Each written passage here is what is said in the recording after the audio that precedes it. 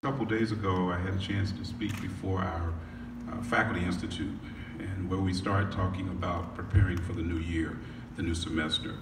And so I thought it appropriate that as we talk about where we are now as a university, that we would give some additional information to our general public and stakeholders that tells us where the university is and where the university is going as we move forward here in the spring semester of 2019. And so I'm also going to make available those printed copies of my comments to that body, which of course is still going on right now in preparation for the spring semester. So now that we're here, this is of course the state of the university. And I guess we could say many leaders are doing that same thing across the country right now, giving the state of their particular entities, whatever they're leading. And so I'm here this morning to give some update on that in terms of where we are. And as I stated, we'll give you some printed copies of my more formal remarks. And while the ones that I'll give this morning from the podium will be more of a short version, the ones here that will be more detailed talk about where we are and how we got here. As many of you are aware, of course, it has been reported that we are dealing with issues at the university here based upon a number of different factors. The big thing that's made I would say that's been circulating the press, of course, has been the student dormitory project or res hall project. Back in 2012, of course, that project was presented in I think in 2012, 2013 to our board, and that as a need for housing for the university.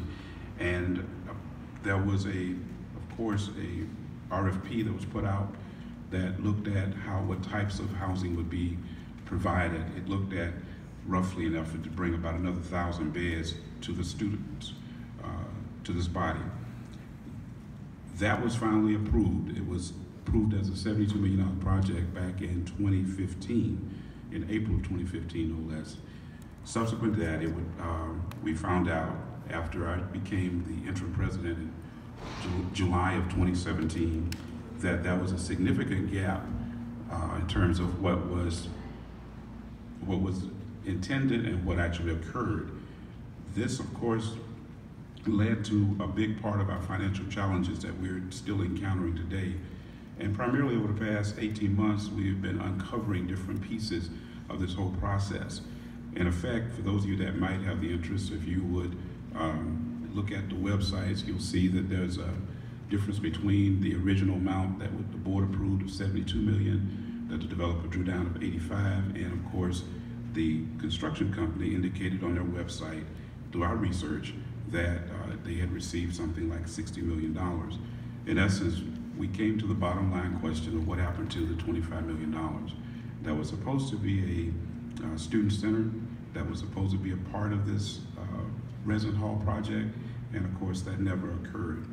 We, of course, about a year ago, started looking at this thing in more detail after we were unsuccessful in our negotiations to try to get this project refinanced with our developers. And so we began to look at it both from the civil side as well as from possibly, if in fact there was any criminal involvement. Those particular processes are continuing to unfold. They unfold at their own pace. And so the matter was having been taken up by those respective bodies. One, with the university filing suit on the civil side. Two, with the FBI and other government agencies taking a look at it from their side. And so we don't have any control on the timelines for that and what they're going to say or do. And of course, both of those matters are continuing to proceed forward. Of course, in the midst of all of that, we received back in June a third-party complaint that had been filed in June of 17, in the spring of 17, with our accrediting body, the Southern Association of Colleges and Schools Commission on Colleges. And as a result of that, in their year-long review, they decided to place the university on probation. Now, since that time, we had some 9 particular areas of concerns that SACS is examining and have asked us to respond to. We brought in an outside accreditation expert who has worked with a number of other universities and have, of course, addressed those matters successfully. Most recently, 3 of our sister institutions were taken off of probation after his assistance. And as a result of that, up until this point, we now have 6 out of those 9 matters that have been addressed. No formal response has been submitted to SACS at this point because, in fact, that requirement will take place later in the year. It'll be actually in April when our report is due, and then at the end of April when those persons will come to campus for a site visit. But 6 out of the 9 issues have been reviewed by our outside expert, and we've been deemed that we're on the right track. We've also brought in the United Methodist Church University Synod, and a group of that task force came to visit us in December to look at, again, our operations and to help us to give some guidance in terms of things that we needed to address. And yes, a couple weeks ago, you all may have received a report from the Fitch Bond Agency indicating that our bond rating had continued to drop. I will tell you that the big part of that is the fact that we are continuing to fight our way out of the financial stresses that have come about over the last few years. And of course, there's no way that we could get out of that, the depth of where we were in the short period of time that we have addressed. But we're working diligently, and we will get out of that completely. I can also tell you that there was a technical violation to our 2010 bonds, which also factored into the Fitch review.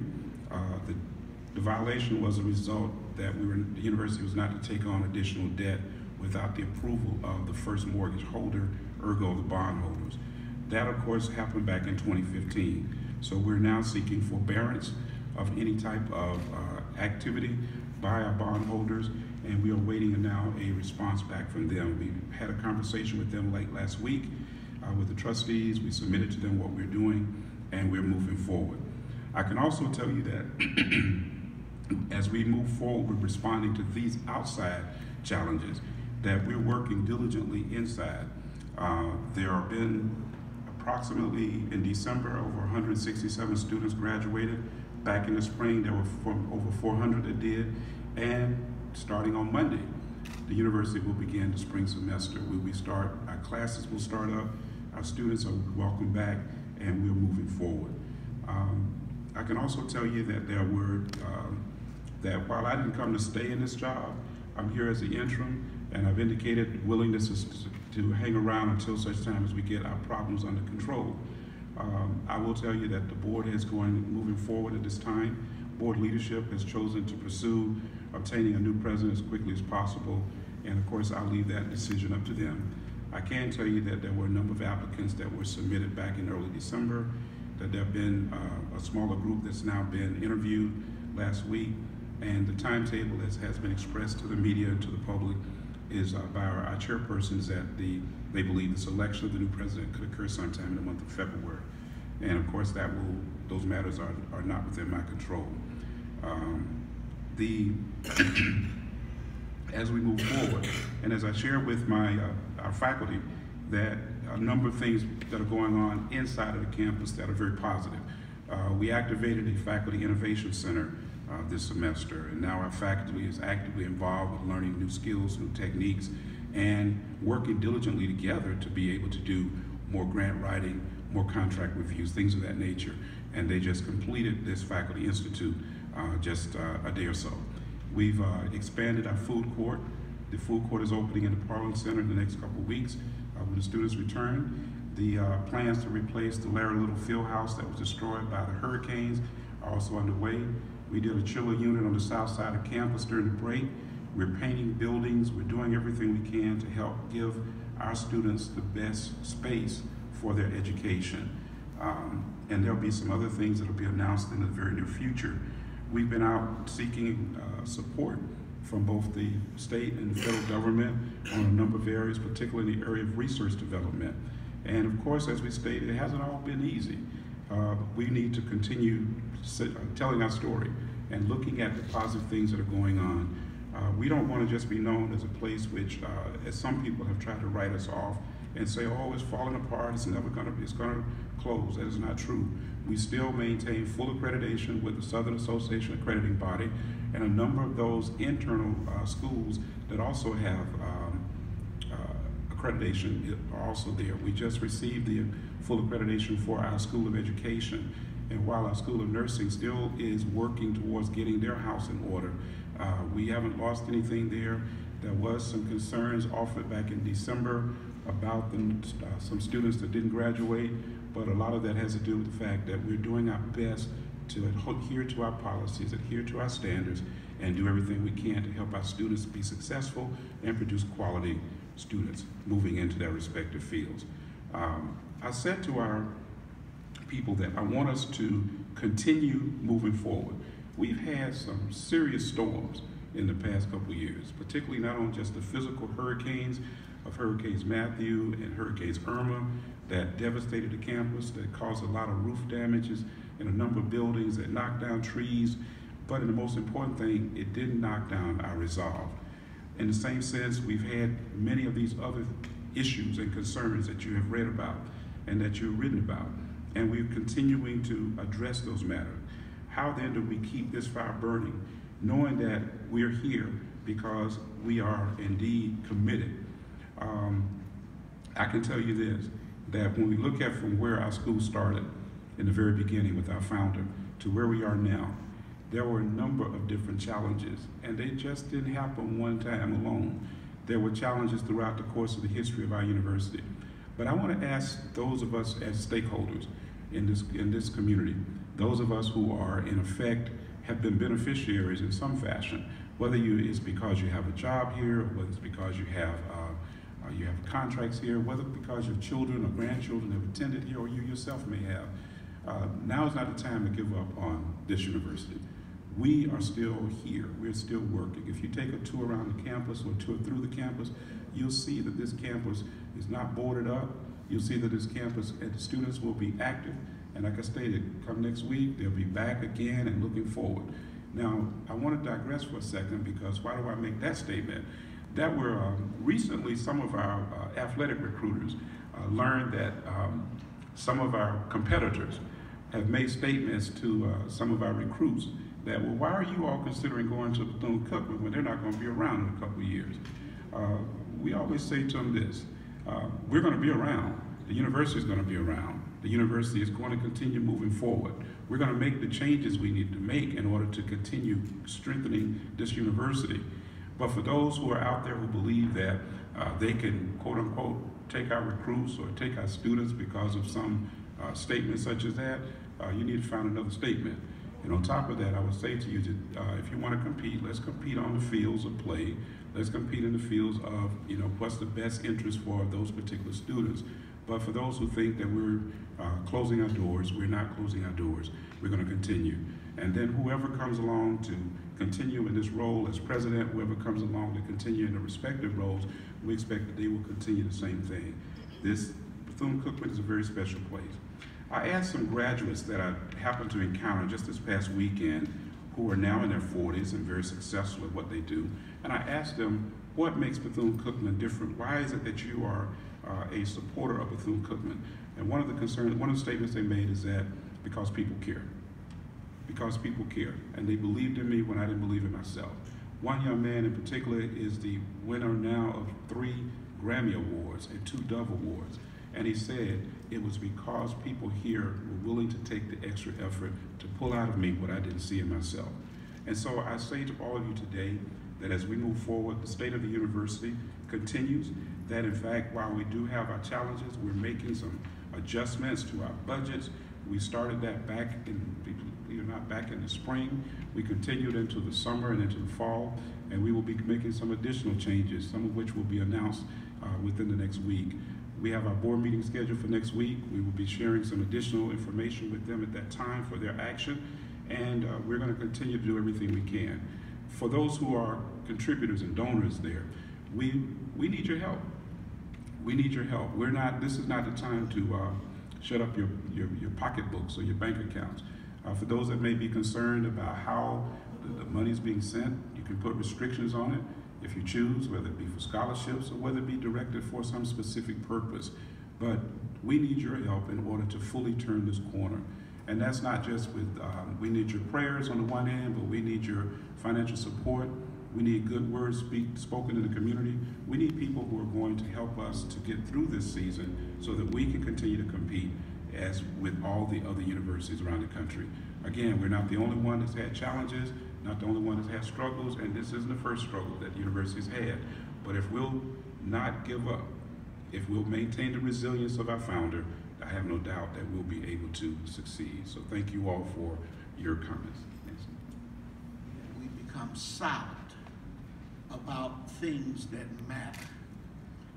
Today I must publicly speak out because we as a board of trustees for Bethune-Cookman University have been silent too long about what is going on behind that dark cloak of darkness that has enveiled this board during the past year, beginning in 2018 and probably years before that.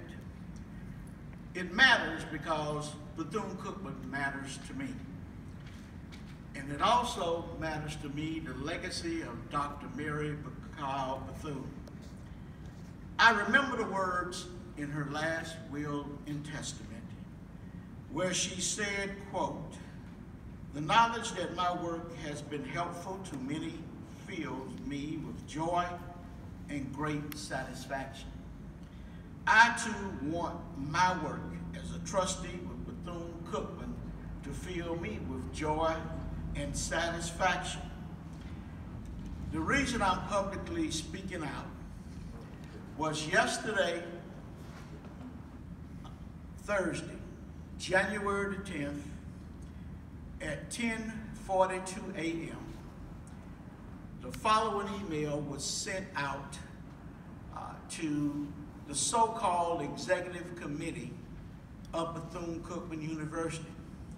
It is interesting to note that two of the recipients of that email were two individuals that had, prior to this date, resigned from the board of Bethune-Cookman University. Those individuals being the Reverend Annette Stiles Pendergrass and the Reverend Tom Schaefer. This is the contents of that email.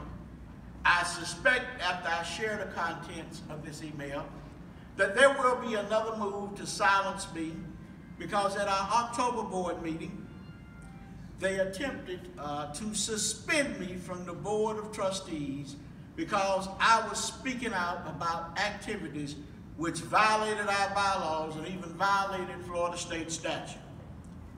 Dear executive committee members, as an urgent need exists to boost the membership of the Board of Trustees, Chairwoman Carter Scott and Trustee Adams, Chair of the Committee on Nomination and Governance, presents to you the following nominations and ask that you kindly reply with your vote to extend membership to the Reverend Geraldine McClellan, recommended by Bishop Carter, and Bishop Carter has resigned from the board, and he resigned from the board in October. 2, Dr. Albert Mosley, recommended by Trustee Wilson. Dr. Albert Mosley was an employee. He resigned, but prior to his resignation, we learned that the subjects of the lawsuit that we filed, that he was disclosing and sending emails to those individuals. Jeffrey Branch, recommended by Dr. Joyce Cusack. I don't know Mr. Branch. I don't know anything about Mr. Branch. The letter goes on to say, please reply to this message with your response no later than no later than Friday, today's date, by 10 a.m. Ladies and gentlemen, that is totally illegal.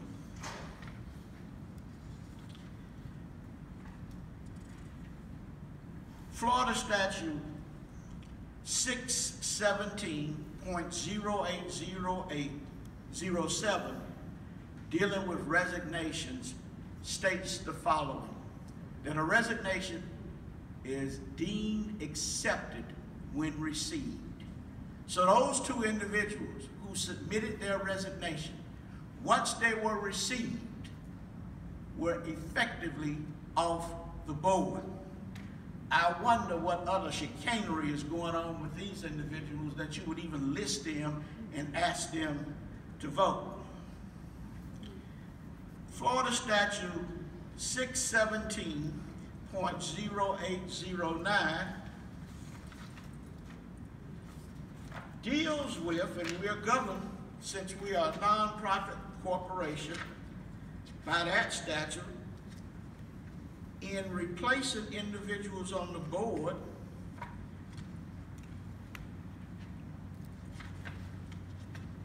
give me a second.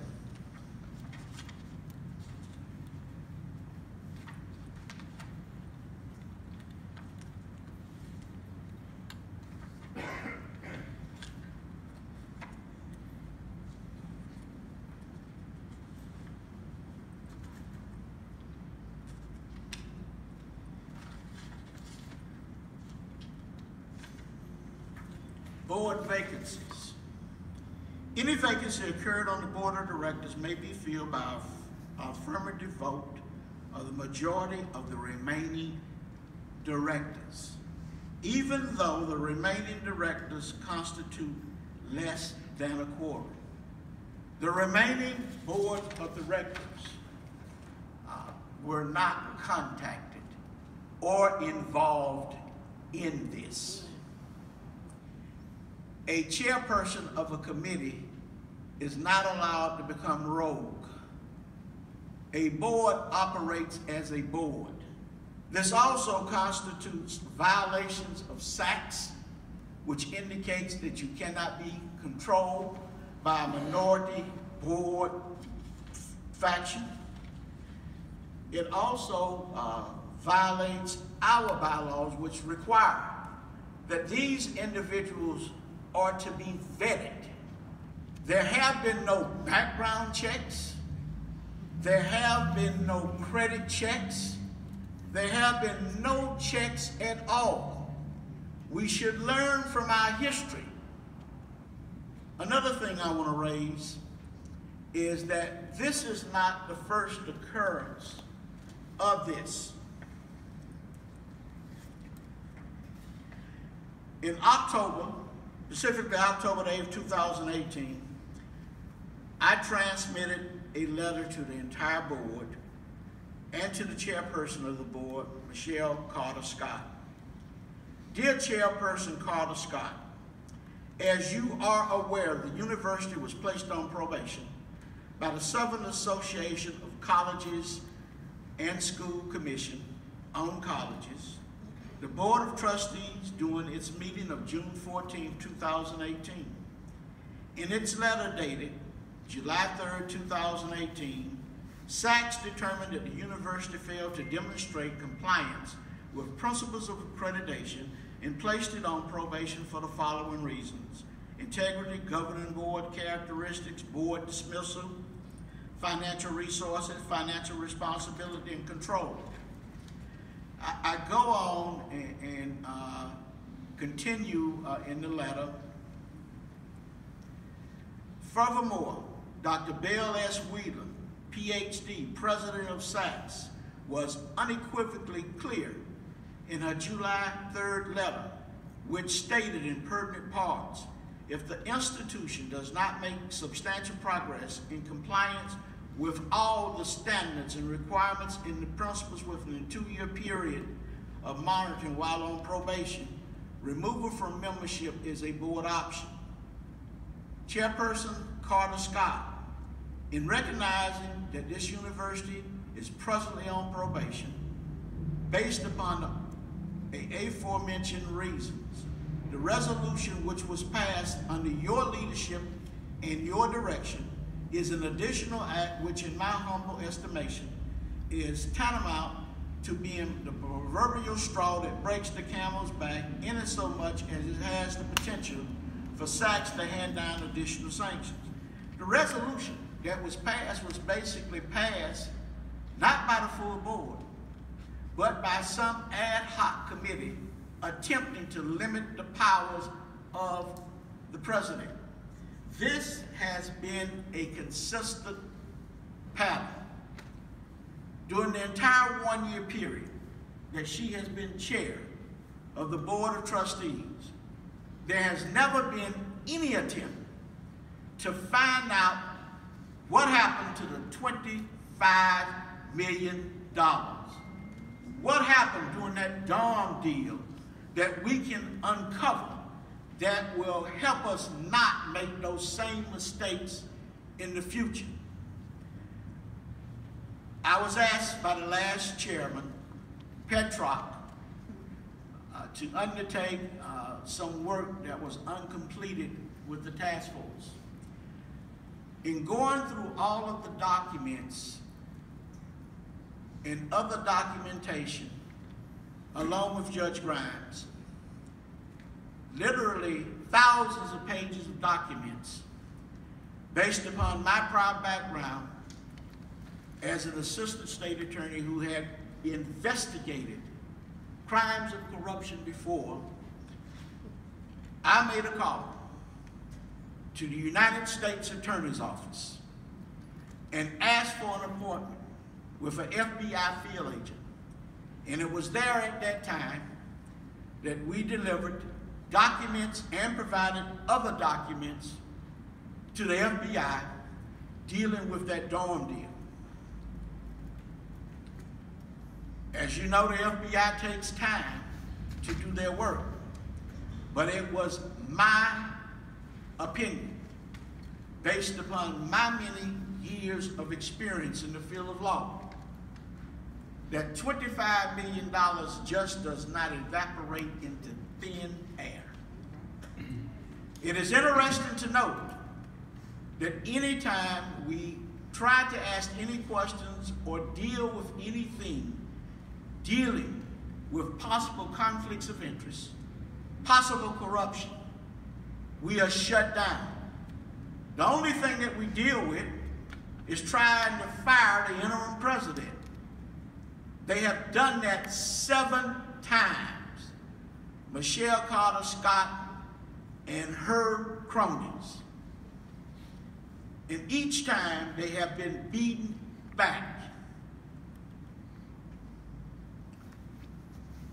While Judge Grimes, a man of integrity, a man with a solid reputation in this community, he can't do his job for people like Michelle Carter Scott and her cronies interfering. And my question is, what do you have to hide? Why is it you don't want anyone to find the answers? When Mr. Orr uncovered this thing dealing with the Vince Carter Scholarship, where it was learned that scholarships were being given out in the name of the Vince Carter Embassy of Hope, and the Bethune-Cookman University was paying for it. I simply asked some questions. How much did the Vince Carter Embassy of Hope give to pay for those scholarships? It was completely shut down, and trustee Renee Forbes Williams said, shred the report. I guess they forgot about Enron and the implications of shredding documents. It is with that, ladies and gentlemen, that our next board meeting, I feel compelled to move that Michelle Carter Scott be removed as the chair of the Board of Trustees, and that proceedings pursuant to the bylaws of Bethune-Cookman University be instituted, not only to remove her from the Board of Trustees, but to bar her from ever serving again. I also will be moving that Renee Forbes Williams also be removed from the Board of Trustees, because if what I have learned recently is true, and I want to give that person an opportunity to speak on their behalf, because everyone is entitled to due process, even though they tried a kangaroo court on me, that if that is in fact true, and it was hidden or conveniently forgotten about, that she also, I'm going to also ask the board to consider each and every trustee and see whether or not they are fulfilling their duties as fiduciaries, not to Michelle Carter Scott, but to Bethune-Cookman University. I will also ask, if the board fails to act on this and remove her, I will bring up the same thing I brought up at a board meeting before, that every member that currently sits on the Board of Trustees, including Belvin Perry Jr., resign, effective upon a new board being constituted, and that any current board member who feels so inclined can reapply. I'm going to also ask that all current board members undergo background checks and credit checks. The university, its stakeholders, its students, its alumni have a right to know that the people who are charged with safeguarding their funds and setting policies for this university can run their own affairs. Ladies and gentlemen, these are serious times. This university is moving forward. The doors are not going to close. But the one chapter that has not been addressed deals with the board. I will also ask that an alumni representative or president, whoever is designated by the Alumni Association, be given full-fledged membership and the right to vote on the Board of Trustees. I will also ask, just like all the major universities in the state of Florida, that the SGA president will be a full-fledged member of the board and a right to vote and speak on behalf of the students.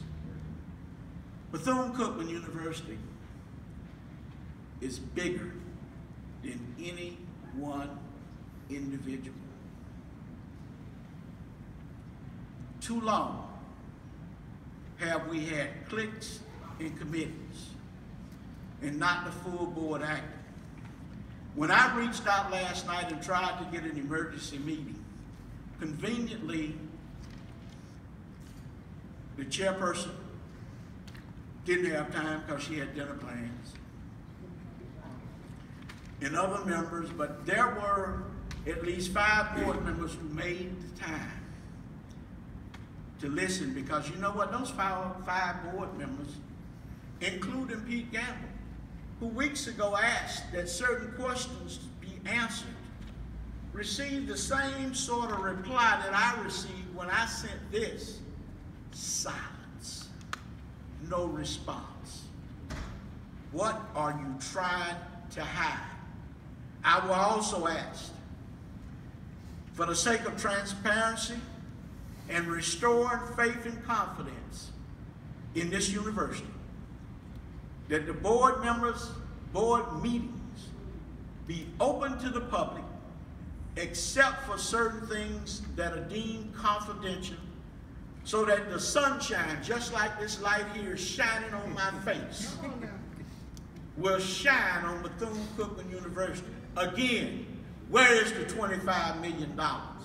What role did you play in that? And for those who have said, well, Carter Scott wasn't the chairperson, well, folks, read your bylaws. A chairperson only does certain things. They help set the agenda with consultation with the president. They're authorized upon board authority to sign certain documents. Beyond that, that's it. It's not her board. It's Bethune-Cookman University's board. For too long, this board has been silent. For too long, we failed to provide answers to the Bethune-Cookman family. I have devoted my life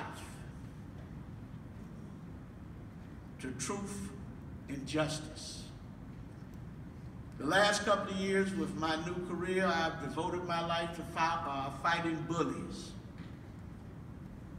And I am not going to be intimidated by anyone. I stand for truth. I stand for justice. But most importantly of all, Bethune-Cookman University matters. Many years ago, a lady had a dream. She took that dream with $1.50 on a dump and created this magnificent university. I asked the students and the alumni to speak up and let your voice be heard. I will also be asking that this presidential search, which was led by Michelle Carter Scott and her cronies, be put to an end, because I have no faith and confidence in anything that she and her cronies will do. It is quite evident that this stunt at trying to pack the board is simply done because she's counted the numbers. And she knows that there's a great possibility with the current 10 members of this board that she will not survive. Why is it? Why is it that she would not follow the process? Why is it she would violate the laws of the great state of Florida? Why is it she would violate the bylaws? Don't take my word for it. Read it yourself. Again, before I end, I call upon the Wildcat Nation, those friends in the community who love this university, that you speak up, that you no longer be silent, because we cannot let things be done in the darkness kill this university. We've made great strides, but there's a lot more to get done. And a lot more would have been done if we had to devote all our efforts to fight with Michelle Carter Scott and her cronies. Folks, it's time for a change. And the time for that change is now.